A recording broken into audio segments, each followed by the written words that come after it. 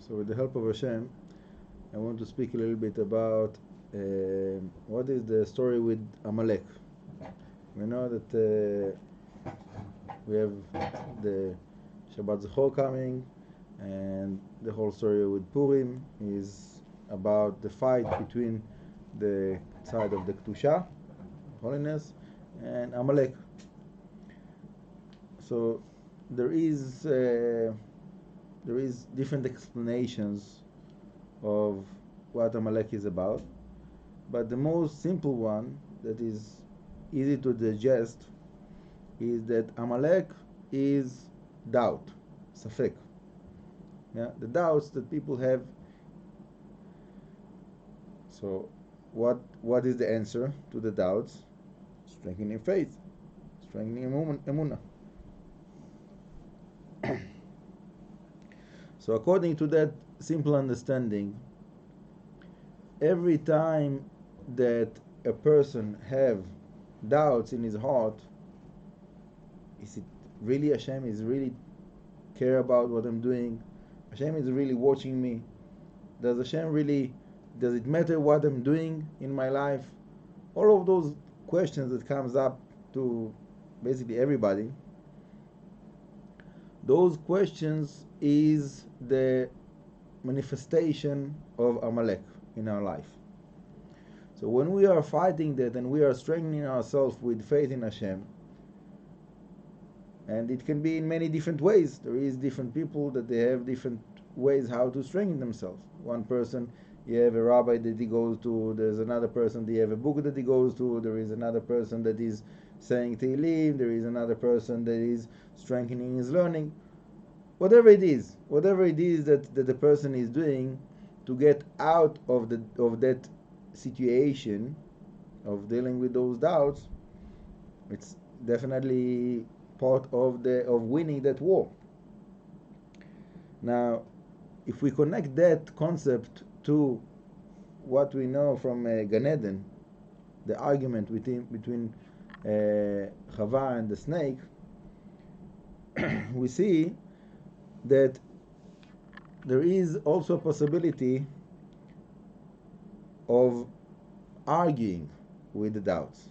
So trying to bring all kinds of proofs. But practically, we see that it doesn't help. An example for that is that many times there is arguments between people, that one person is representing the side of the doubts. Maybe it's not true, maybe it's not real, maybe, and the other person, maybe yourself, someone that is like trying to bring the proofs for the existence of Hashem, for the truth of the Torah, and so on. But the reality is that Hashem doesn't take out the power of choice. So there will always be a place for doubts. For whoever wants to put a doubt in, you cannot fight that you cannot win that fight by giving like excuses. Maybe it's not so. Maybe, right? Same thing also about like science, by the way. Not only about the truth of the Torah. If you like any scientific theory, you can say maybe it's not true. Maybe it's, and that's what they do, right? And all those guys in the university in the science, that's what they do all day long. Maybe it's not true, and they're looking for other things, other theories, other possibilities, right? So in science, so it's good. It helps the people to grow, and it could be that also people grow like that in arguments with Torah. But let's say I'm arguing now with someone. The chance that because of my argument he will change his mind is like very, very small. Because most of the people, when they coming to argue, they already made up their mind. That's what he holds. So whatever I will say, he will say, maybe it's not true, maybe it's, and he will run out of that. He will not bend his heart.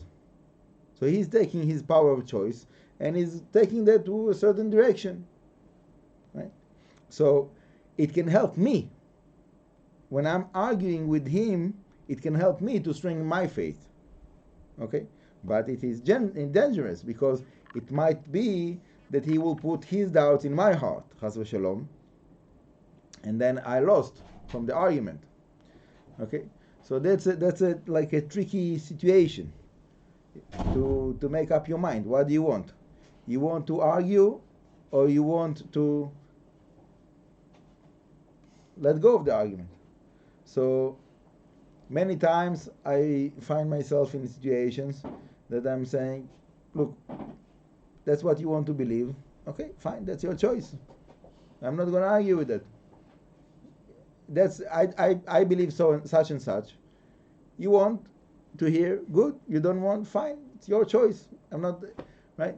Because I don't see that there's so much gain in arguments, usually. Somebody that is coming with questions that he wants answers, so then I will be happy to provide the best answers that Hashem is giving me the inspiration to give. But usually people that coming to argue, they're not coming to really check their opinions and to reset their way of thinking. No, they're coming to say their statements. That's what they're holding. Fine, that's what you're holding. That's what you're holding. Fine, be healthy. What can I say? Right? So again, the point is not so much about the other side. The point is more about what's going on within myself. So if you can do an argument that will give you strength, fine, that's good, that's positive.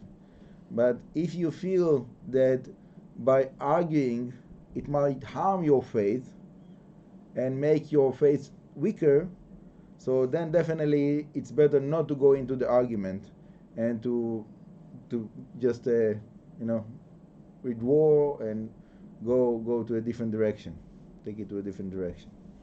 And many times that will be a better possibility for many people. Okay, obviously you have to consider what's like, if there is other people there that they might if they will see that you're not arguing, so maybe it will give the other side like strength, whatever. So you have to consider like the situation. But just if it's like you and another person, or you within yourself, so many times it's better to avoid the argument. And it's a little bit like they say in martial arts that many times it's better to not to get into the fight. Like the bigger wisdom is how to avoid the fight. If you go into the fight, so usually you're getting harm yourself as well.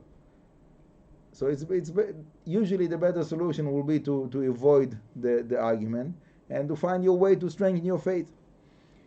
But Hashem will speak about more along the week. But for now, we'll hold it here, and we're